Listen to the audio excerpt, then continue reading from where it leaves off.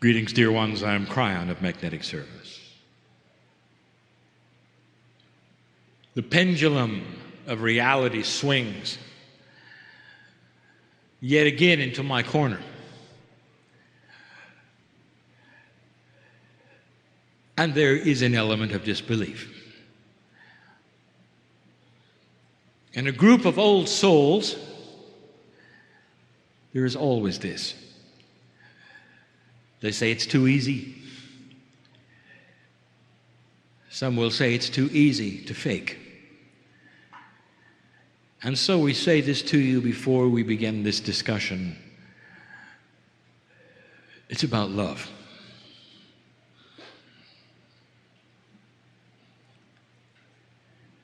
That's what it's about. It always has been, and it always will be. And it's not the love that you think. There is a force in the universe even your astronomers have recognized and seen, identified, and they call it intelligent design. Because the universe itself is biased. It's biased into creativeness. It's biased in life creation. It's biased in love. There is purpose for everything. Astronomers, science, physicists, they want to see complete and total neutrality within all things, and they don't find it. And that's one of the things we want to discuss, the power that is starting to become yours in the understanding of energies around you which you have never identified as energies that specifically are what we're going to call informational. This is one of the first multi-dimensional channelings of a series, starting to explain to you in a better fashion concepts that have been misunderstood or not explained at all, in order to start you thinking about what you can do. And that is the purpose. It's a big distance between the nucleus and the electron haze. If you could go with me to the smallest of the small, you'd find an enormous amount of emptiness. Physicists will tell you that most of you are made of nothing. And it's only because they just don't see what's in the dark.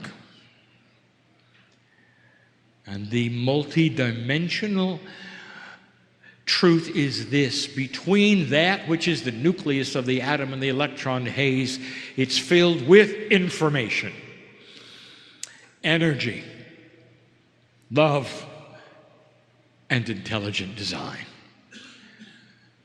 Difficult to explain how this manifests itself to your reality, but that is indeed the subject. So we'll start slow and easy. There it is, my friends, a rose. Imagine it. A beautiful rose. This one's red. And you don't like it. You don't like the thorns, perhaps. Maybe you don't even like the color, perhaps. And you say to yourself, I'd like it a lot better if it was a daisy. But it's a rose. Now, in single-dimensional digit thinking, or law 3D, the scenario is this: it's too bad you've got a rose when you wanted a daisy. Because it'll always be a rose, you know. And if you could look at the seed that the rose grows from and regerminates from, it'll always be a rose. Too bad about the rose, you might say. And so the consensus of thinking and the actions around it are this: it will always be a rose, therefore I will never be able to change it. Now consider for a moment a multi-dimensional scenario where the master gardener visits the seed. Imagine for a moment that the master gardener can tell that which is the seed to systemically alter the information of what it is. And so that the next time the cells start to divide, the thorns drop off. And the color changes. And maybe, even maybe, a daisy grows instead. And what would you call this? And the answer is a miracle. And that is how you define things that look out of the purview of your dimensional reality. I want you to start looking at these things differently. I want you to start seeing information that is multidimensional as energy. A tremendous amount of what you just call energy is only information. It leads us to the next phase of this teaching. For now we give you a discovery on the planet that has been made, that is being used. And the discovery is this: that you can address the cells, that is to say, the DNA portion of the human body, to change its informational structure. Not to belabor an issue, but you must remember what the scientists discovered about DNA. 5% of it is chemical, protein-encoded, gene-producing engine. 95% seems to do nothing. So what you have is this: a DNA structure, one DNA loop that has 3 billion chemicals in it, and 5% is the engine of the biological race car called the human being. And 95% is the driver. It's a consciousness. It's energy. It's information. And it's huge. And if you could change the information in those DNA parts, what would you say to them? Well, let me give you an example of something that's already been done. Let us say you're born with a deformed heart. Here is a heart that is not operating properly. The valves don't fit. And let us say that that is who you are, a red rose with thorns. And so in your reality, you're going to die sooner. You will not operate well. You may be on drugs when you're older, and you'll always have a deformed heart. You might ask the obvious question: since all of the organs rejuvenate many times over your life, why is it systemically that those stem cells are given information to continue rejuvenating a broken heart? Why does it stay deformed? And here's the answer: because the information stays static. without something to change the energy of the information within the systemic system of the human body, it will always repeat what it has. The rose will always be the rose, and the thorns will always grow there. What if you could literally change the information in the 90% of your DNA? What if you could change not only the information systemically, but even subconsciously as to who you are and why you're here? They're starting to learn how. Addressing the information energetically in DNA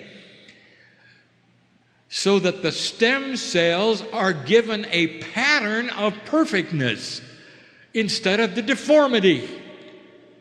And as the heart then starts to regenerate, as all organs do, slowly it becomes a functioning heart and the valves fit. And you think that's science fiction. I'm telling you, it's being done now. For on the planet, multi-dimensional inventions are starting to occur. There will be many more, pushing the envelope of your believability and changing physics. You've seen this, and you don't even know you've seen it. I'll ask you some other questions that you haven't really thought about. We brought these up before, and now we can discuss them more fully. Why can a starfish grow back an arm and you cannot? Because the programming in your body, in your DNA, in the information, the race driver driving the car has been instructed that those kinds of things only are to be done in the womb. And the instructions are always that way, and they repeat every time a cell divides. There'll come a day when you can change the instructions and you'll be able to grow back a limb. All of the chemistry is there. It's not that hard. But the instructions say you can't. And so they don't grow back. Imagine the race car driver in a splendid machine that can go for so long with instructions that he can only turn left. That's what a race car driver does, you know. What if you straighten out the racetrack and suddenly you got a left-hand only driver? What happens to the driver when the racetrack straightens out and he doesn't know how to do anything but make left turns? You got to change the information that he has. And that is what is being done. When the spinal cord is severed, there is chemistry that races to the place of the severing, so it won't grow back. Did you know that? There is a hormonal proteinal structure that actually keeps it from growing back. How does that serve humanity? Well, it doesn't. Nerves are designed to grow back. And they don't. Did you know they even have addresses, color codes? They can find each other in the dark and grow back. And they don't. Because built into the race driver's information is not to grow back a spinal cord severing. There'll come a day when you can reprogram the systemicness. Stem cells exist everywhere in the human body, alive and well. They are what pattern what happens. Chemically, they are responsible for a human that is predisposed to disease. And that predisposition will be then carried to the child. And the imprint and the energy and the information of the 90% will continue and continue and continue unless it's reprogrammed. Unless the information is given to it to become different. It's not chemical, it's energy. It is multi-dimensional energy. New technology to reprogram pieces and parts of the body. Do you know what this means? There are women in the room who respond to this, who carry a gene that their ancestors carried and that they carry and that their children will carry on predispositions to certain kinds of weaknesses. And when you can rewrite your genetic print, none who follow will have it either. Do you understand what I'm saying to you? Your children and your children's children will only have the reprogramming. They will not have the original information. Energy is like that. Informational energy is like that. And there's a lot of it on the planet. There are systems on the planet that have been misunderstood for a long time. Let me give you a couple. This is controversial. You may not agree. You may not like it. But I'm going to give it to you anyway. Humans love things that go bump in the night. They love to be frightened. They love to be scared. They love movies that scare them. And they love haunted places. Have you seen the upsurge in the interest of haunted places?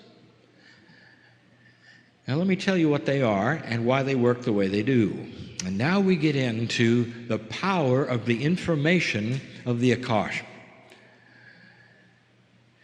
Human consciousness carries an imprint which affects the planet. And we have told you this from the beginning, 21 years of it. Human consciousness is what is going to change the planet. Human consciousness is information. It is information that you develop based upon what you think.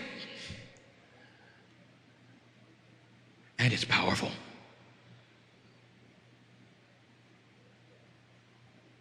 Human consciousness actually goes into what we have called the crystalline grid of the planet, which is a multi-dimensional grid. You can't see it. It holds energy. It holds information. When the planet is measured for vibration, it is the crystalline grid that is measured. And the crystalline grid only has on it what humans have put there. An interdimensional record of thought, of lifetimes, of happenings. And here's what I'm going to tell you.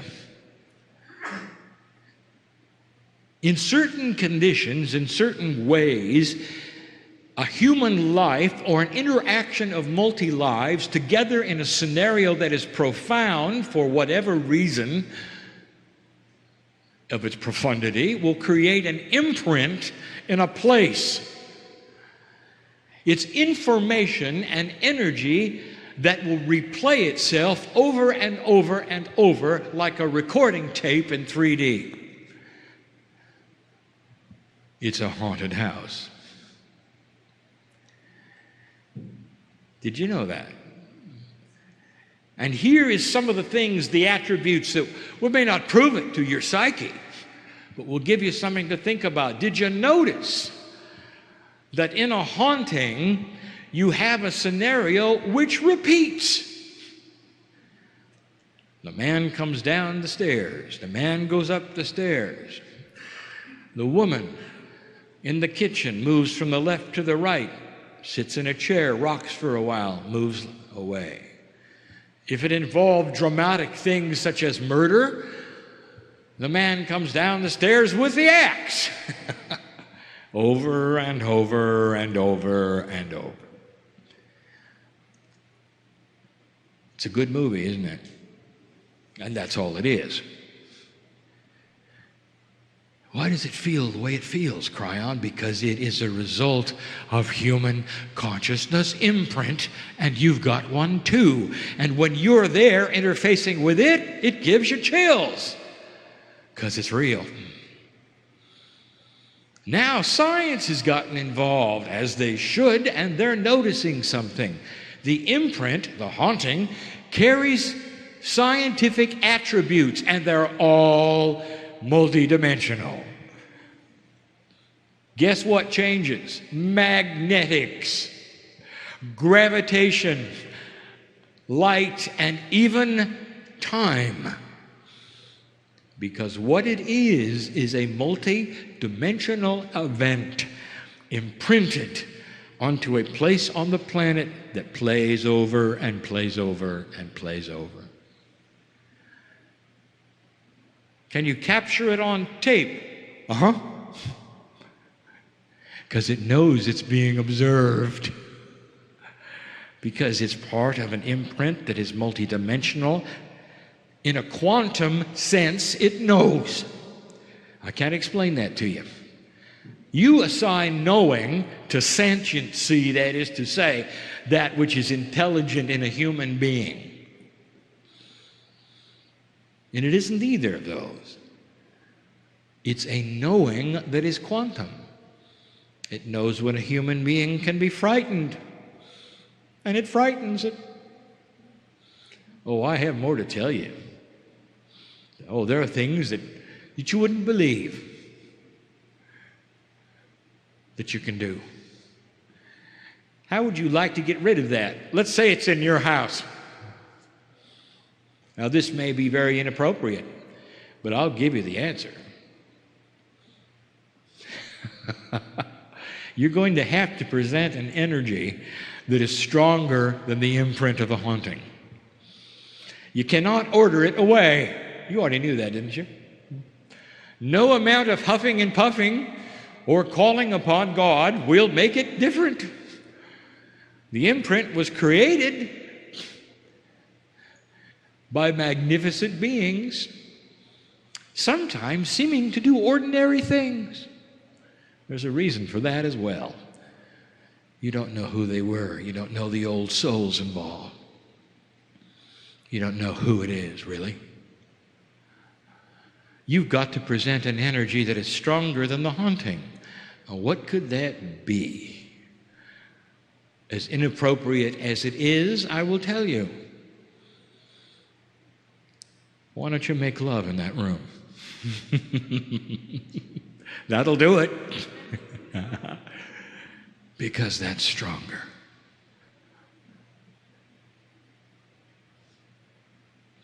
Anyone who's been in love in the room, and there's some secrets here that I know. Beautiful ones that I know. Knows the power and the energy of humans coming together in intimacy. And the angels sing, and you create a third energy which is more powerful than the two of you. And you know it. It's sacred. It's beautiful. And it's stronger than the haunting. Maybe you didn't want to hear that today.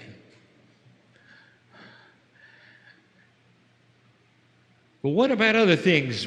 What about like demon possession and all these? And I will tell you this, it's different than you think. Because there are no demons. Humanity can conjure up the most evil of the most evil, and it can do it all by itself. And you knew that too, didn't you? Because you're powerful. The pieces in God, in you, even in your mythology, are responsible for the devil himself. A fallen angel, how can that even be? It is a metaphor of what a human can do on the earth with the energy that they have. Things are not always what they seem.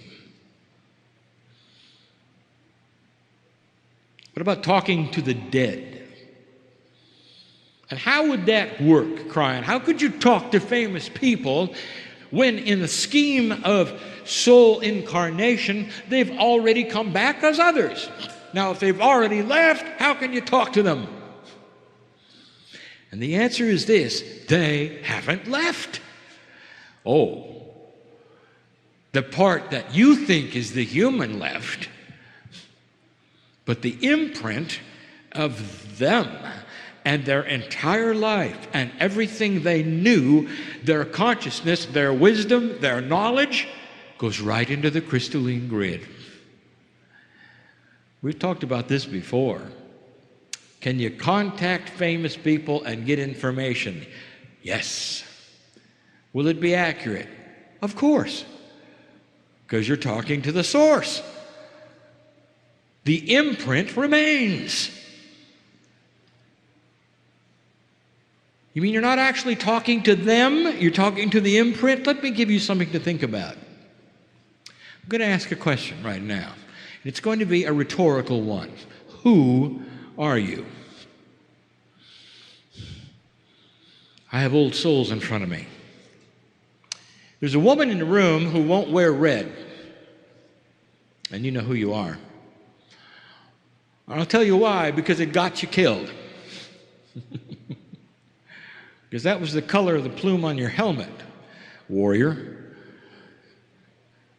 Because you were the captain, and they knew if they would take you out, your whole regiment would be in disarray, and that's what happened. Not only kill you, killed everyone around you. You'll never wear red. You just don't like the color. It's just not for you. You shun it, don't you? Old soul, who are you? Who are you? Are you the warrior who got killed? Are you the woman who won't wear red? Are you the mother? Who are you? It is a rhetorical question because in my reality, you are a piece of God. And so when you go to that place where you wish to conjure up one who has lived before and ask them questions, who are you talking to? Are you talking to the Urkosh of a soul? Are you talking to that which is alive or dead? I will tell you, none of those things are accurate because you don't really know. It's even more magnificent than that. Can you ask Aunt Martha where the treasure was buried? Yes! And she'll know, because you're talking to the Aunt Martha imprint. And she'll know. Now, if you ask Aunt Martha, how are things on the other side? She'll say, beautiful. What's it like over there? Lovely. No, give me some specifics. I love you. She doesn't know. Aunt Martha knows what Aunt Martha knows. You think of it in singularity, and it's not. It's powerful, it's real, and it's there to be accessed. It's multidimensional, and those with gifts can access the wisdom of the ancients. Go back and ask them what they knew. Go back and ask them how it felt. Go back and ask them where the treasure is buried. You're going to see some of this. And those in the places of magnificence on this planet, wearing the costumes of spirituality, and the heads of state and religion will call it evil and will call it occult, not understanding that you are moving into a multi-dimensional state, appropriate, accurate, true, usable, correct, helpful. All of those things. Does that make sense to you? Let me give you a concept, and this will be the last one. I've saved the complicated one for last. That's my favorite one. We haven't done this before, my partner, so get it right.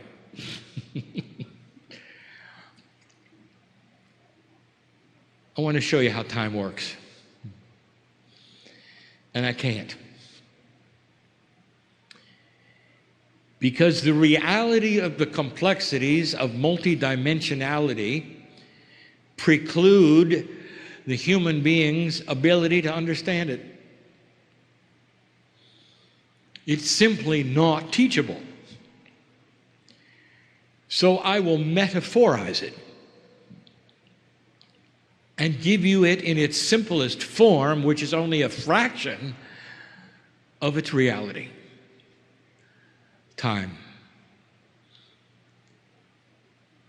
We mentioned today that it is a singularity for you. There's only one of them. There's no multiple times. There's only one. And you're on one track on the planet. You're all on the same track. That is a singularity. It only goes one speed. It always has for your life. It doesn't move. The truth of it is it moves all the time.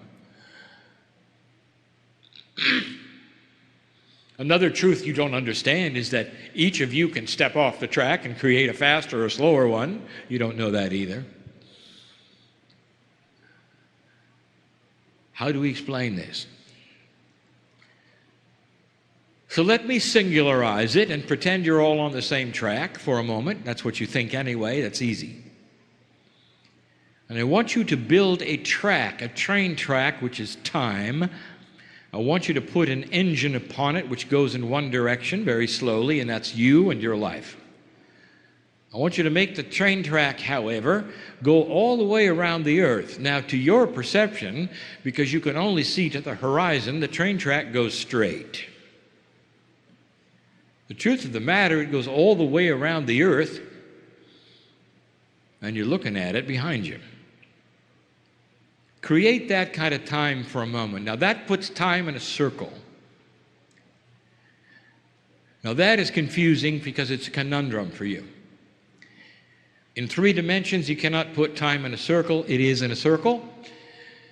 Because it's in a circle, however, take a look at some of the attributes that are confusing to you. Let us say your lifetime takes about 30 meters. Not very long on this track that goes around the earth, is it? So you never have to really worry about meeting your past, do you? But let's pretend for a moment you could. What would happen if you drove that engine around the earth?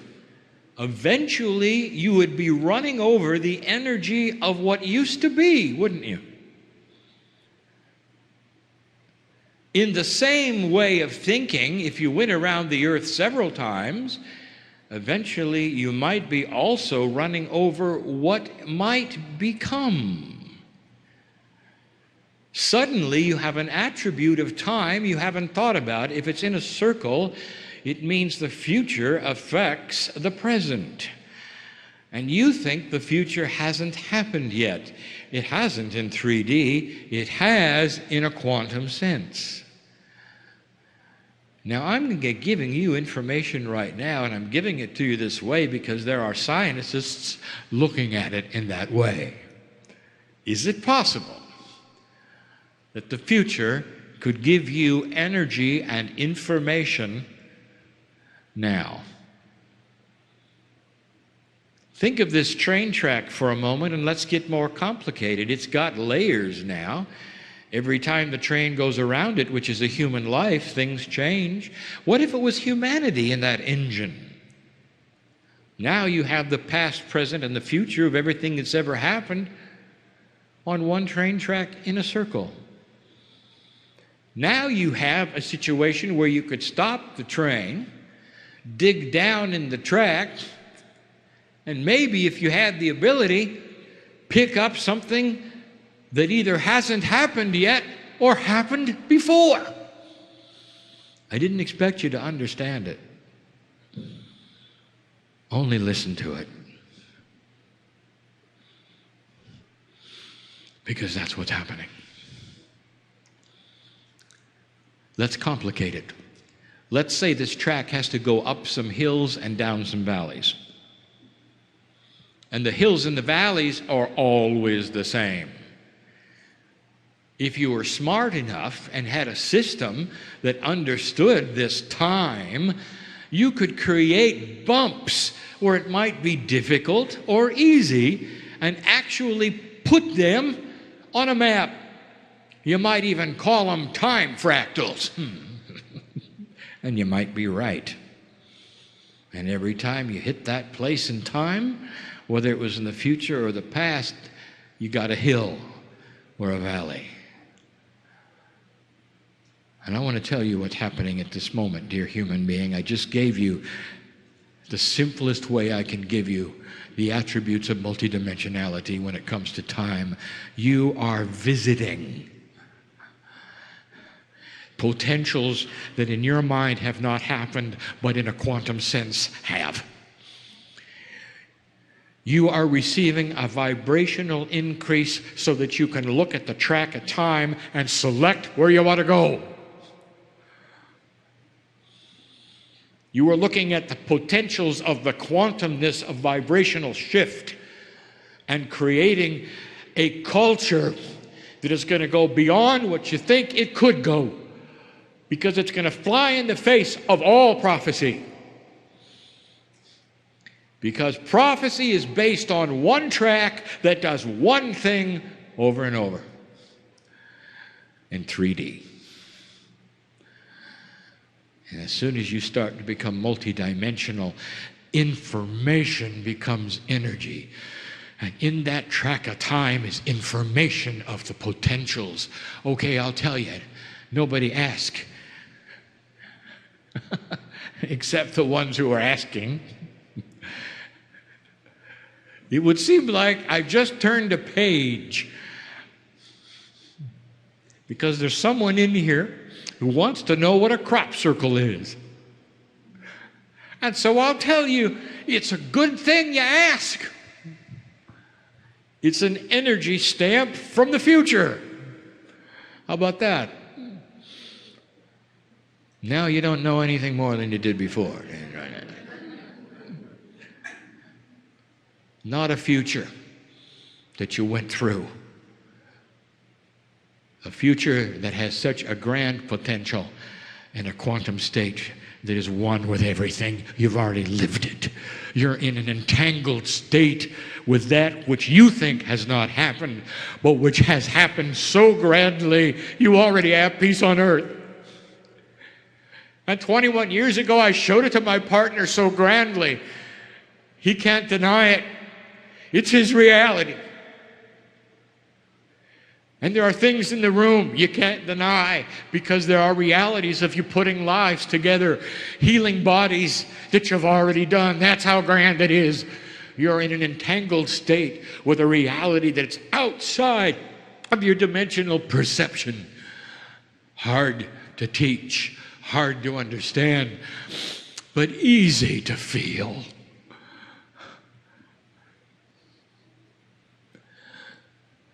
Easy to feel. Imagine the solution is upon you. Imagine those things which you're planning already completed. Imagine yourself looking backwards and saying, oh, that wasn't too hard, was it? Imagine the most perplexing things you've brought to the table today over with. How do you feel about it? And human being, if you can take a breath of release and look at it like I can, you are becoming quantum. And you've just created it. Congratulations. Now go from this place in your three-dimensional way and walk through the steps that you've already done. And that's my message. Information is energy. In a multi-dimensional state, all things are possible.